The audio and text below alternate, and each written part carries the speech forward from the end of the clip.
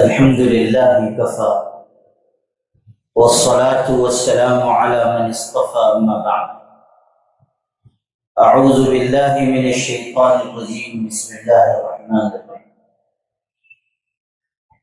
فالذين آمنوا به وعزروه ونصروه واتبعوا النور الذي أنزل عليه أولئك هم المفلحون. وقال الله تبارك وتعالى يا أيها الذين آمنوا كونوا أنصار الله صدق الله مولانا العظيم. قابل احترام بھائیوں اور بزرگوں، اللہ کے بعد کائنات میں سب سے مقدس ہے ہمارے آقا حضرت محمد مصطفیٰ صلی اللہ علیہ وسلم کی. آپ سے بڑھ کر بزرگ و برتر کائنات میں کوئی پیدا نہیں کیا. آپ دنیا میں تشریف لائے، کائنات میں آپ نے ایک صالح انقلاب برپا. 23 سال کی قلیل مدت میں آپ نے ایک ایسی امت کھڑی کر دی جو اخلاق و اخلاص، دین و ایمان، صلاحیت و صالحیت، تقوی اور پرہیزگاری، دین و دیانت کے اعتبار سے بے مثال. خود نہ تھے جو راہ پر اوروں کے ہادی بن گئے، کیا نظر تھی جس نے مردوں کو مسیحا کر.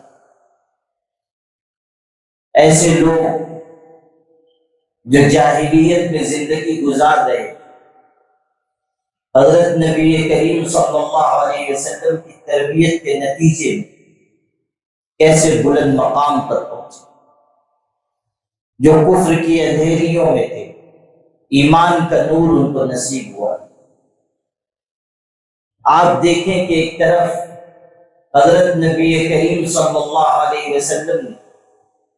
ان کی دینی اور ایمانی تربیت، دوسری طرف اسلام کے غلبے اور نفاذ کے لیے ان کو تیار کیا. اپنوں کو چھوڑیے، بیگانوں کی بات کیجیے،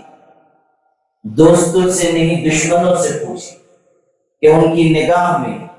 یہ کیسا قابل قدر کارنامہ ہے. مائیکل ہارٹ نامی شخص نے بڑی محنت اور جستجو کے بعد ایک بہت مشہور شہرۂ آفاق کتاب لکھی. انگریزی میں لکھی ہے، عربی میں، اردو میں، دنیا کی بیشتر زبانوں میں اس کا ترجمہ. 100 عظیم آدمی اس نام سے اس نے کتاب لکھی.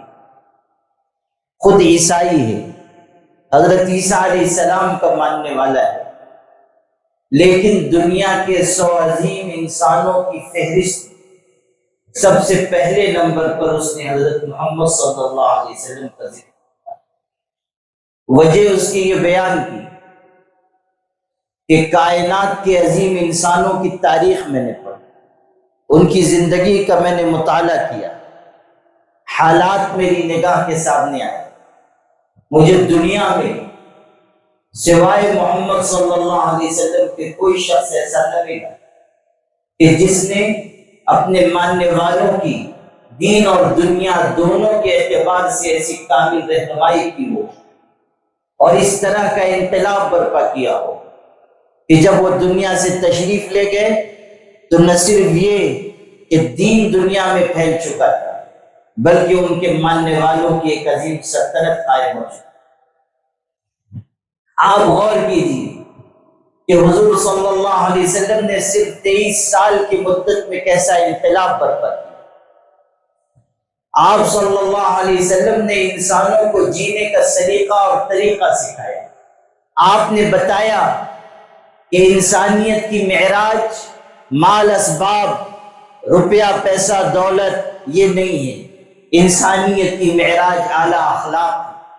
بہترین کردار ہے، انسانوں کا احترام اور ان کی عزت ہے. آپ صلی اللہ علیہ وسلم نے ساری دنیا کے انسانوں کو حیا اور پاک دامنی کی، عفت اور طہارت کی، انسانوں کی خدمت کی تعلیم دی، اور ایسی ایک زبردست تعلیم دی کہ ساری انسانیت پر آج تک اس کا نقش قائم ہے، کوئی مانے یا نہ مانے، لیکن حضور صلی اللہ علیہ وسلم کی تعلیمات نے ساری دنیا کو متاثر، مشرق سے لے کر مغرب تک، شمال سے لے کر جنوب تک، دنیا کا کون سا گوشہ اور خطہ ایسا ہے جہاں حضور صلی اللہ علیہ وسلم کی مبارک تعلیمات نہ پہنچی؟ آپ پر ایمان لانے والے دنیا میں پھیل گئے،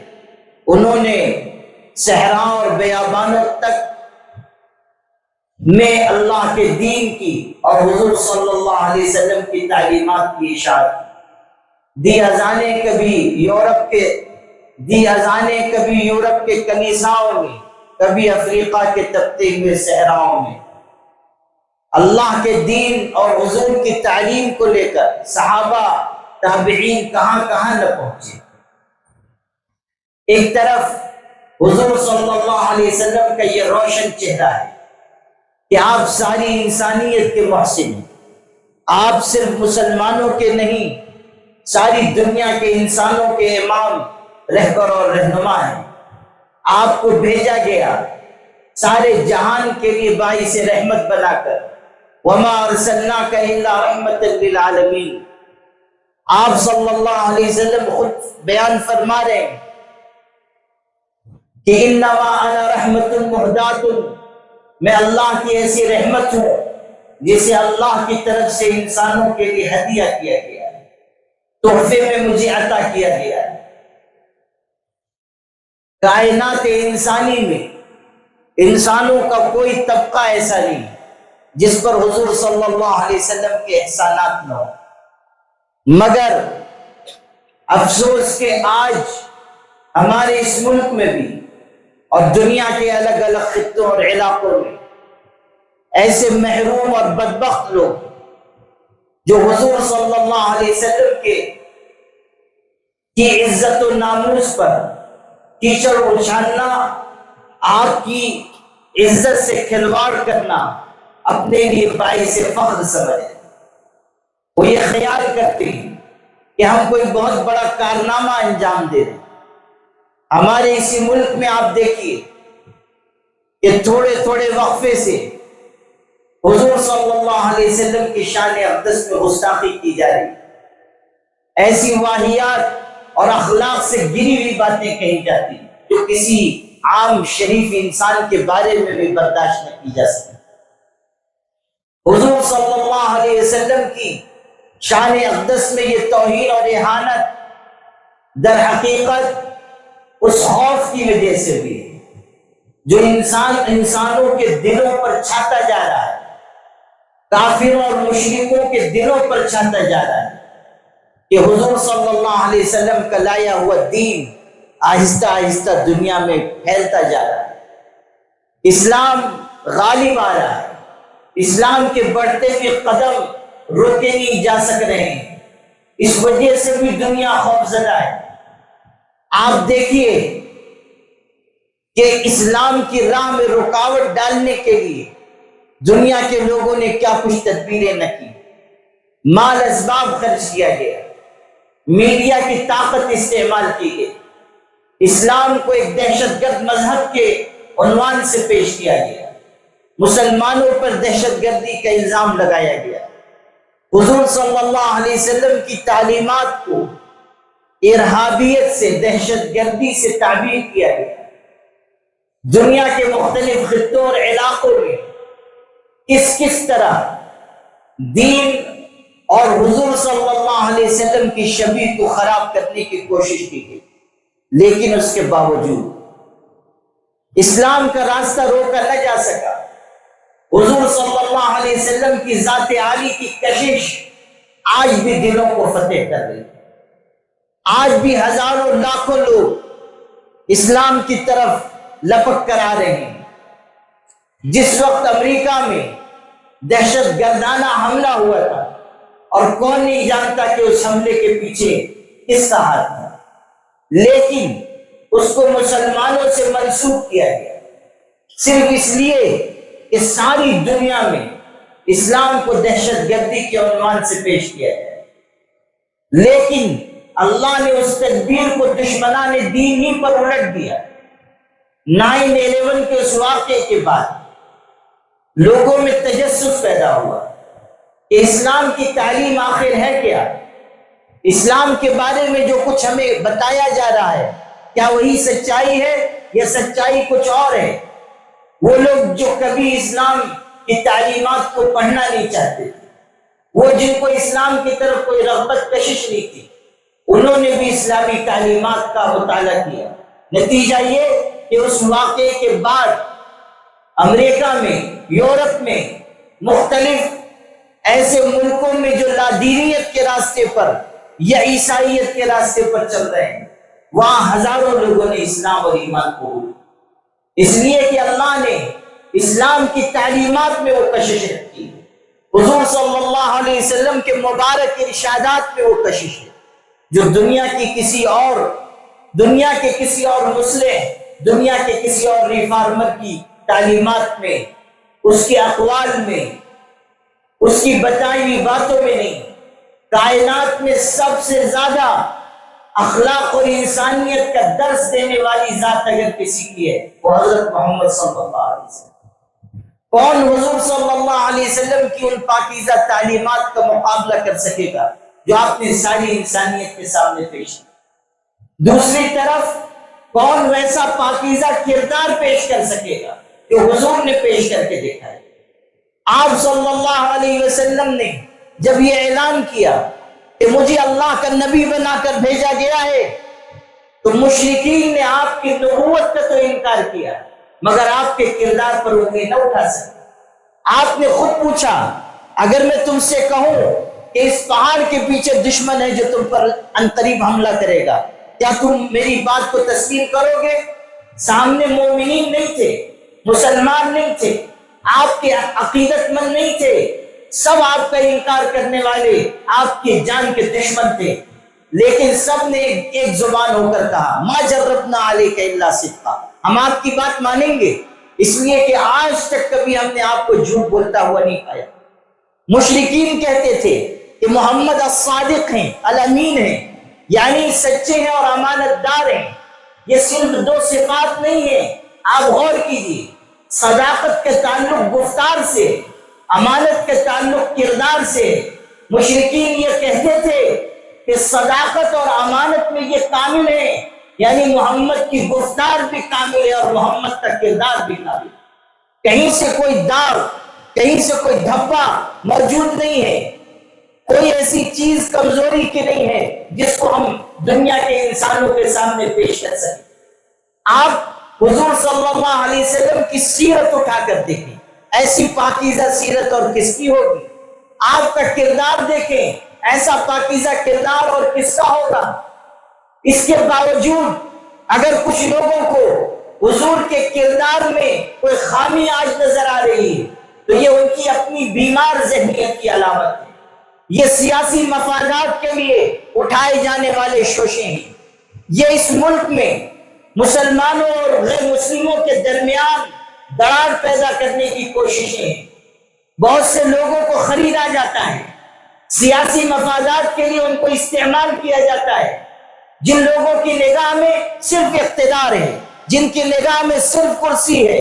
جو لوگ صرف مال و دولت کے پجاری ہیں، جو لوگ صرف سیاسی راستوں سے اقتدار تک پہنچنا چاہتے ہیں، یہ ان کی تدبیریں ہیں کہ لوگوں کو اکسا کر ابھار کر، لوگوں کو خرید کر ان کے ضمیروں کا سودا کر کے ان کے ذریعے ایسی باتیں کہلوائی جاتی ہیں کہ جس سے آپس میں کشیدگی پیدا ہو، دوریاں پیدا ہو، دو طبقات کے درمیان لڑائی پیدا ہو، اور اس فساد اور شر کی بنیاد پر یہ اپنی سیاست کی روٹیاں سیک سکیں۔ مسلمانوں، تمہارا بنیادی فریضہ ہے کہ اپنے پیغمبر کی تعلیمات، ان کا پاکیزہ کردار، ان کی روشن ہدایات دنیا کے انسانوں کے سامنے پیش کرو۔ حضور صلی اللہ علیہ وسلم کی عزت و ناموس پر اگر کوئی حرف آتا ہے ہمیں اس کے مقابلے میں کھڑا ہونا چاہیے، ہمیں اس کے خلاف آواز اٹھانی چاہیے۔ مسلمانوں کے لیے اس سے بڑھ کر بے غیرتی کی بات کیا ہوگی کہ حضور کی اہانت کی آپ کے صاف شفاف کردار پر کیچڑ اچھالا جائے، آپ کی روشن تعلیمات کو مسخ کرنے کی کوشش کی جائے، آپ کی شبیہ کو داغدار کرنے کے لیے مختلف تدبیریں کی جائیں، اور ہم آپ عافیت گاہوں میں رہیں، اپنی خواب گاہوں میں آرام کرتے رہیں، اپنے مشاغل میں لگے رہیں، اپنی مکان اور اپنی دکان کو عزیز جانیں، اپنی آل و اولاد کے ساتھ خوش و خرم زندگی گزاریں۔ قرآن میں آپ نے نہیں پڑھا، ایمان والوں کو یہ ذمہ داری دی گئی کہ وہ اللہ کے پیغمبر کی مدد و نصرت کے لیے آگے آئے، اللہ کے دین کو، اللہ کے پیغمبر کو، خود اللہ کو ہماری مدد کی کوئی ضرورت نہیں ہے، لیکن یہ ہماری سعادت اور خوش بختی ہوگی اگر ہم اللہ کے دین کے مددگار بن کر سامنے آئے۔ یا ایھا الذین آمنوا کونوا انصار اللہ، قرآن کہہ رہا ہے اے ایمان والو اللہ کے دین کے مددگار بن جاؤ۔ فالذین آمنوا بہ وعزروہ ونصروہ، قرآن کہہ رہا ہے کہ وہ لوگ جو پیغمبر پر ایمان لائے، پیغمبر کی تائید و حمایت کی، اس کے مددگار بنے، وہ نور جو ان پر اتارا گیا اس کی پیروی کی، یہی لوگ کامیاب ہیں۔ ایمان والوں کے فرائض بتائے جا رہے ہیں کہ تم اپنے پیغمبر پر کامل ایمان رکھو، دنیا ادھر سے ادھر ہو جائے، بستیاں ویران ہو جائیں، آسمان کے تارے گر جائیں، آسمان پر چمکنے والے چاند سورج بے نور ہو جائیں، کائنات میں کوئی بڑے سے بڑا انقلاب برپا ہو جائے، مگر تمہارے ایمان میں ذرہ برابر کوئی خلل واقع نہ ہو، تمہارے یقین میں کوئی کمی نہ آئے، پیغمبر کے ساتھ تمہارے تعلق میں کسی طرح کا کوئی فرق واقع نہ ہو، دنیا چاہے جو کہے ہم اپنے اعتقاد پر قائم رہیں، دنیا چاہے پیغمبر کے بارے میں، دین کے بارے میں جو بھی شر اور شرانگیزی کرے، شرارت کرے، سازش کرے، تدبیر کرے، ہم اپنے اعتقاد کے ساتھ دنیا میں جیتے رہیں، عقیدے کے ساتھ جڑے رہنا، اپنے عقیدے پر قائم رہنا، اپنے عقیدے کی حفاظت کرنا، یہ کامیابی کی بنیاد ہے۔ ہم دنیا میں اعلان کرتے رہیں کہ ہم اللہ کے دین اور اس کے پیغمبر کے وفادار تھے، ہیں اور رہیں گے، کسی کا کوئی قول،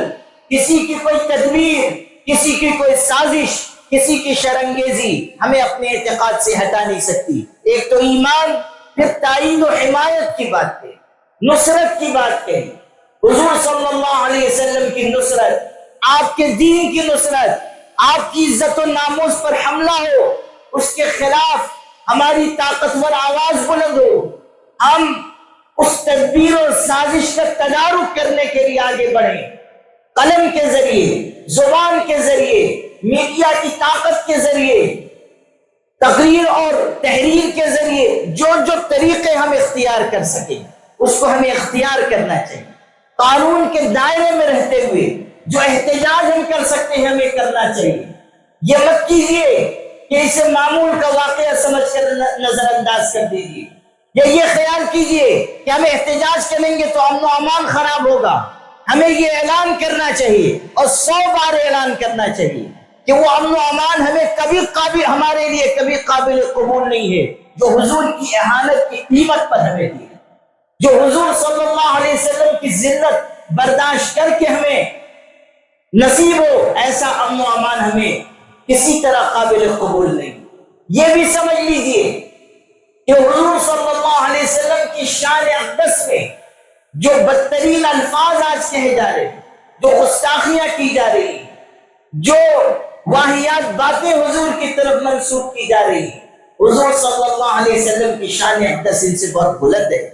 اور یہ بھی یاد رکھیے کہ ہم آپ آگے بڑھے نہ بڑھے، اللہ تعالیٰ کی تدبیر، اللہ تعالیٰ کی طرف سے وہ نظام جو جاری ہے اس کے ذریعے ایسے گستاخ، ایسے نافرمان اور بدبخت لوگوں سے حساب لے لیا جائے، انتقام لے لیا جائے۔ آپ پڑھیے بخاری اور مسلم میں، حضور صلی اللہ علیہ وسلم کے پاس ایک عیسائی شخص آیا، اس نے اسلام قبول کیا، مسلمانوں کے ساتھ رہنے لگا، حضور کی خدمت میں بھی حاضر رہتا تھا، حضور نے اس کو وحی لکھنے پر مامور کیا، وحی لکھتا تھا، اس نے سورہ بقرہ، سورہ آل عمران یاد کی، لیکن اس کی بدبختی اور محرومی اس پر غالب آئی، کچھ عرصے کے بعد وہ مرتد ہو گیا، پھر سے عیسائی بن گیا، ملک شام چلا گیا، اور وہاں جا کر یہ کہنے لگا کہ یہ جو قرآن محمد پیش کرتے ہیں العیاذ باللہ، وہ تو میرا لکھا ہوا پیش کرتے ہیں، یعنی قرآن کو اپنی طرف منسوب کیا، حضور کی شان میں گستاخی کی باتیں کہنے لگا۔ اللہ تعالیٰ نے اس کی گستاخی کی یہ سزا دی کہ جب وہ مرا، عیسائیوں نے، اس کے ساتھیوں نے اس کو دفن کیا، اگلے دن اس کی لاش زمین سے باہر پڑی ہوئی، زمین نے اس کی لاش کو باہر پھینک۔ ان لوگوں نے، عیسائیوں نے یہ خیال کیا کہ شاید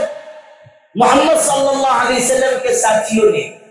اس کی لاش قبر سے نکال کر باہر ڈال دی، چنانچہ اگلے دن انہوں نے بہت گہری قبر کھودی اور اس میں پھر اس کو دفن کیا۔ اگلی صبح گئے، پھر لاش باہر پڑی ہوئی، پھر انہوں نے اور گہری قبر کھودی، اس میں دفن کیا، لیکن اگلے دن پھر لاش اس کی زمین سے باہر، زمین نے اس کی لاش کو قبول نہیں۔ تب وہ سمجھ گئے کہ زمین اس کو قبول نہیں کرے گی، یقین ہو گیا کہ یہ کسی انسان کا کام نہیں ہے، اللہ کی طرف سے انتقام لیا گیا۔ زمین نے اس شخص کے جسم کو قبول نہ کیا جس نے حضرت نبی کریم صلی اللہ علیہ وسلم کی شان اقدس میں گستاخی کی۔ آپ پڑھیے،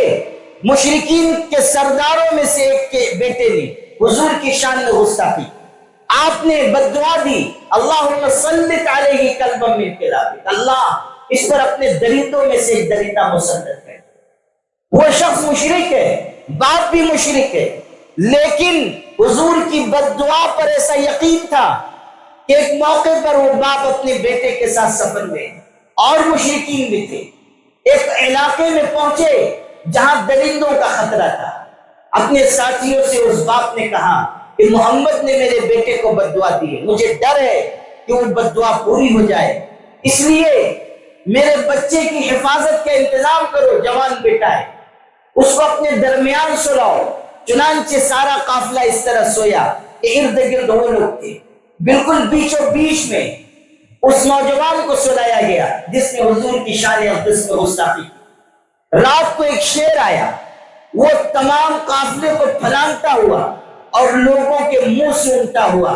اس نوجوان تک پہنچا، اور لوگوں کو اس نے کوئی ضرر، کوئی تکلیف نہیں پہنچائی، صرف اسی کو گردن سے پکڑ کر لے گیا اور چیخا ڈالا۔ آپ غور کیجئے کہ حضور صلی اللہ علیہ وسلم کی بد دعا کس طرح پوری ہوئی۔ آج جو لوگ گستاخی کر رہے ہیں ان کا انجام اچھا نہیں ہے۔ آج جو لوگ حضور صلی اللہ علیہ وسلم کی عزت و ناموس سے کھلواڑ کر رہے ہیں، اللہ تعالیٰ جب چاہے گا، جیسے چاہے گا، ان سے انتقام لے گا۔ شیخ الاسلام ابن تیمیہ نے ایک اور بات لکھی ہے جو بہت اہمیت کی ہے اور موجودہ حالات کے تناظر میں آپ سے کہتا ہوں۔ یہ جو واقعہ ابھی گستاخی کا پیش آیا ہے، تجزیہ نگار یہ کہہ رہے ہیں کہ اس کے پیچھے اصل سیاسی مفادات ہیں۔ سیاست کے سیاسی مفادات کے پیش نظر اس چیز کو سامنے لایا گیا ہے اور اقتدار کی کرسی تک پہنچنے کے لیے یہ کوشش کی گئی ہے۔ شیخ الاسلام ابن تیمیہ لکھتے ہیں کہ جب صحابہ کرام دشمنوں سے مقابلے کے لیے جاتے تھے اور حصار کر لیتے، یعنی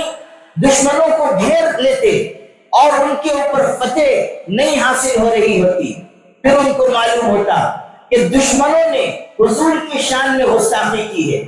تو ایک طرف ان کا دل تکلیف محسوس کرتا کہ حضور کے بارے میں یہ کہا گیا، دوسری طرف ان کو یہ احساس ہوتا کہ اب انہوں نے حضور کی شان میں گستاخی کر کے اللہ کے غضب کو دعوت دی ہے، اس لیے بہت جلد ہمیں پر غالب آ جائے، یہ مغلوب ہو جائیں گے، یہ شکست کھائیں گے، اس لیے کہ انہوں نے اللہ کی غیرت کو للکارا ہے، حضور کی شان میں گستاخی کی ہے، اب ان کا انجام اچھا نہیں ہوگا۔ اس لیے آپ سے یہ عرض کرتا ہوں کہ جن لوگوں نے بھی اپنے سیاسی مفادات کے لیے کوشش کی ہے،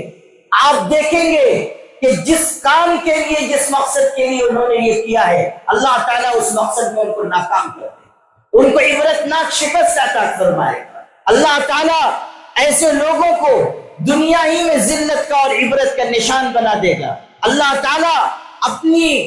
لامحدود طاقت و قوت کے ذریعے ان کو ذلت و رسوائی کے عذاب سے دوچار فرمائے گا۔ وآخر دعوانا الحمدللہ۔